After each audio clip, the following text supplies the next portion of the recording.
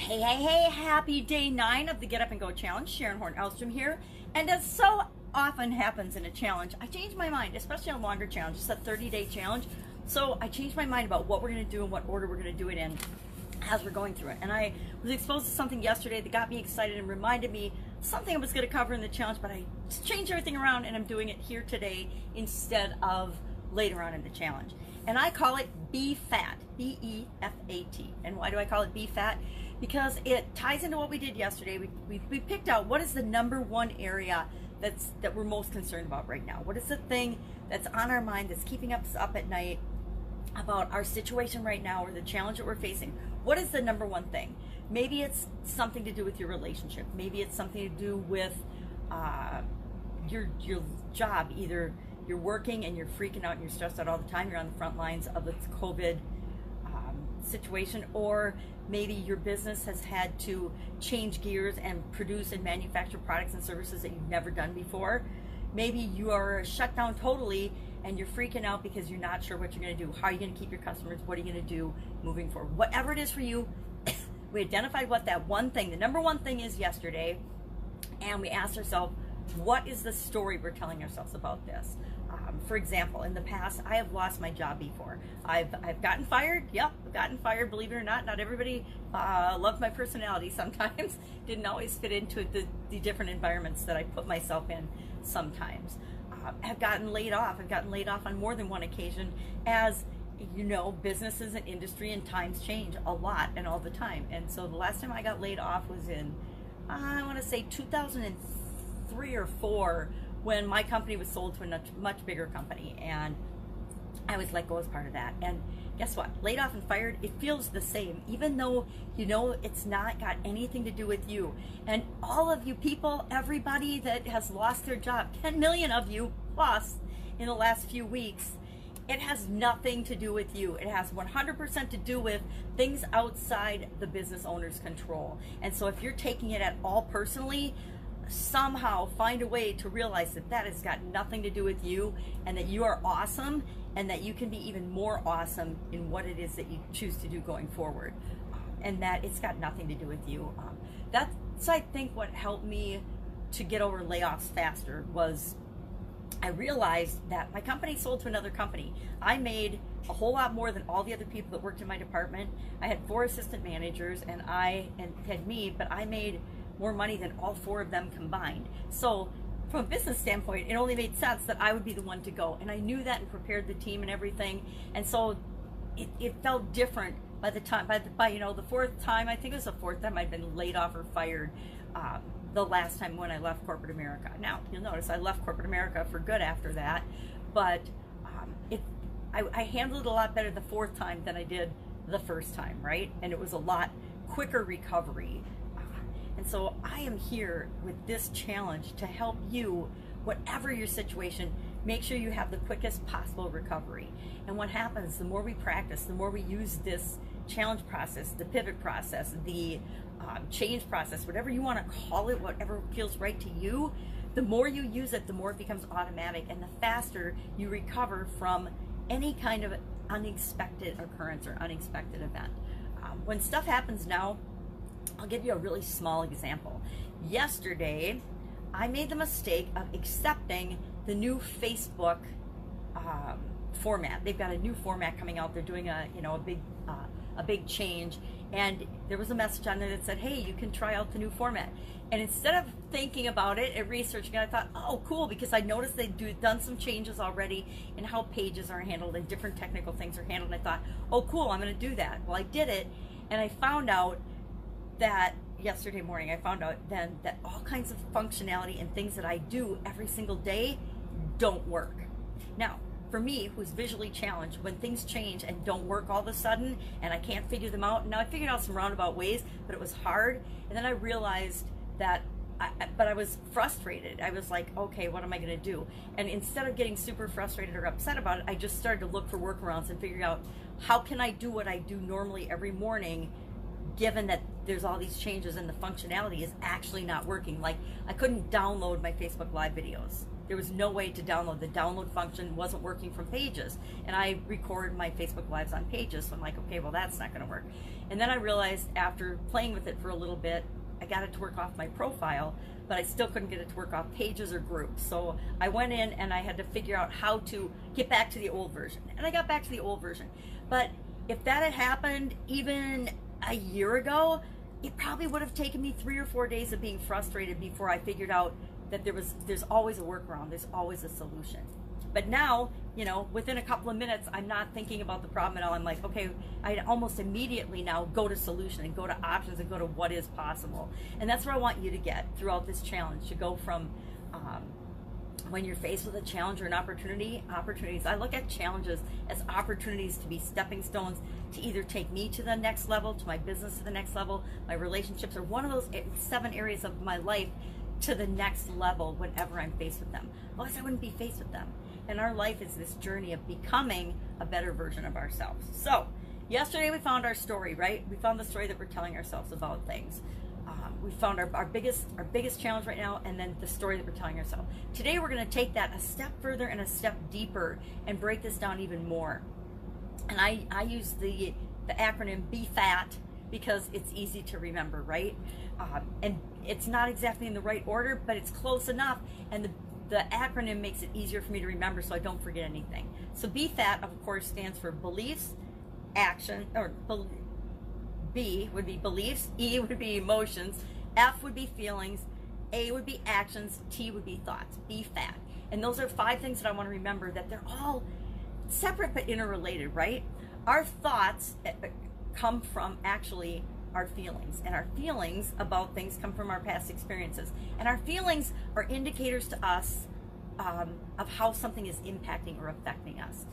They're not good or bad, they're just what they are, and they're our automatic subconscious reaction to things that happen around us. So if something happens and I feel bad, depressed, worried, doubtful, fearful, stressed, anxious, or anything that makes me feel bad, then I know that that thing that's happened is not really for my benefit. It's not really good for me.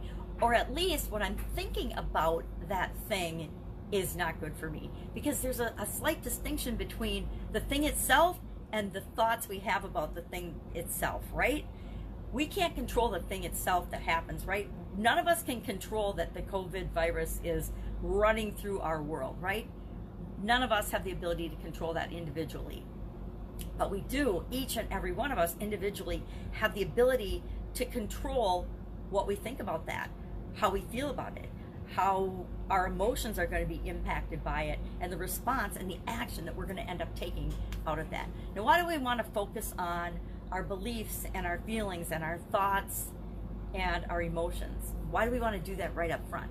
Because until we get a handle on those, we're not going to take any action. We're not going to do anything. We're not even going to look at, we won't even be able to see or believe that it's possible that there's options or there are things what we can do about a situation until we get through that, till we get through our beliefs, our feelings, our thoughts, and our emotions about the thing. So what we're going to do today, and our action item today, is going to be to look at the number one thing that we wrote down yesterday and the story that we're telling ourselves about that. We're going to brainstorm out the BEFAT. We're going to brainstorm out our beliefs, our feelings, our thoughts, and our emotions about that situation, about the thing. And we're not going to judge them, we're just going to write them all down. We're going to write them all down and capture them. And then, after we write them all down and we get a cup of coffee and take a couple of sips or whatever your favorite beverage is, we're going to re-look at that list and we're going to put a little T by it if it's true for us, and we're going to put a little F by it if it's false for us. I'm writing this down because I just thought of this. So we're going to make out the list, and I'll make a chart and put it in there, or I'll make a Google Doc or something that you can do this on. But you can just grab a piece of paper like I did in my messy notes, and you can write across the top, and I would put it, what order would I put it in? It doesn't matter. I'll put it in an order, but it's going to be something like BEFAT, but I won't put maybe I will put them in order. It doesn't matter because you can fill out a worksheet any way you want, right? You can fill out a book or worksheet any way you want. So we'll do the BEFAT, And I just want you to brainstorm at least 3 to 5 things in each of those categories about the number one challenge, the number one thing that's on your mind about how you're being impacted by the COVID pandemic right now. How is it impacting you personally? What is the biggest challenge you have? If you lost your job, that's probably the biggest challenge you have is, hey, I freaked out, I lost my job, and I'm not sure exactly what I'm going to do or what I should be doing right now. Some people hop right in and are job hunting. Every day, I'm on LinkedIn. Every day on LinkedIn, people are getting new jobs and landing new gigs and starting businesses and doing things like they never thought possible before. So there's all kinds of options and possibilities, but we won't even see them until we work through this thing, until we work through BEFAT, right? And none of us really want to be fat, right? I don't know about you, but especially now during the coronavirus, the last thing I want to do is keep gaining weight or be fat. I want to be healthier, right? I want to be healthier because the healthier we are, the stronger our bodies are, and the better chance we have of fighting off any type of illness, any type of sickness, much less the coronavirus. I hate calling it the coronavirus because I feel so bad for Corona Brewery right now and Corona Beer. And actually, any of my friends with the last name Corona, I actually have several friends with the last name Corona, and I want to ask them all, how has this been impacting you? Are you getting any hate mail or anything, or hate messages about Corona? And I would hope not. But you know what? People are really silly. People are blaming Corona Beer. I heard of when this first started, the statistics, and I know that they just closed one of their facilities because they have lost so much money during this crisis. And I just find it mind-boggling that people would even make that kind of a connection, but they do. You know, it's like, okay, everybody named Smith. If somebody named Smith does something, then everybody named Smith is guilty, right? I mean, how ridiculous. It's kind of like blaming Corona Beer. But we don't blame things that are really bad for us, right? And habits and things that we know are bad for us. Anyway, I'm getting off track. So let's get back to, that's our activity today. That's what we're going to do today. And I want you to put T and F by them. And you know if they're true or false by the way they make you feel, right? When you read this statement under a belief, say I lost my job and I put the belief that I deserve to lose my job. So I write that down. I deserve to lose my job. Now, I'm going to tell you right now, that is absolutely positively false. Absolutely positively false for 99.9999% of the people that have recently lost their jobs, right? Nobody deserved to lose their job. So how do you know if that's true or false for you? And maybe it is true. Maybe somebody who's listening, and I can't imagine who, was like embezzling for their company or from their company or doing something wrong, or a really bad employee and they lost their job and it just happened to coincide with this virus, but they were probably going to lose their job anyway, right? If you do something wrong, like steal from your company or something, you should lose your job. You probably deserve to lose your job. So I'm not talking to those people. I'm talking to everybody else who would write down, I deserve to lose my job. Or in any way, shape, or form, any of your statements that are blaming yourself for losing your job. How does that make you feel? Does that make you feel good when you read that statement, I deserve to lose my job? Or does it make you feel bad? If it makes you feel good, put a T by it. If it makes you feel bad, put an F by it, because it's a lie. It's false. It's not true. I just want you to do that today. So 3 to 5 things in each of the BEFAT categories, and then a little T or F by each one. And I want you to tally up how many T's and how many F's, and share that in the comments below. So how many T's and how many F's in the comments. That's all you have to share today. You don't have to share your list. If you want to make your list out and take a picture of it and share that in the comments below, that would be ideal. That would be awesome. And that is what I'm committing to do. I'll do that today. I will pick my one thing and I will do that today, and I'll put a picture of mine in the comments below. I was going to do another exercise today out of the Don't Sweat the Small Stuff workbook, but maybe I'll say that for another day. It was all about life isn't an emergency, but I think this exercise feels better and feels more right for what we should do today. Because until we get past the BEFATs, we're not going to ever take any action. We're not even going to see that what else is possible or what we can do. So let's do this today. If you have any questions about this, go ahead, hit me up in the comments below.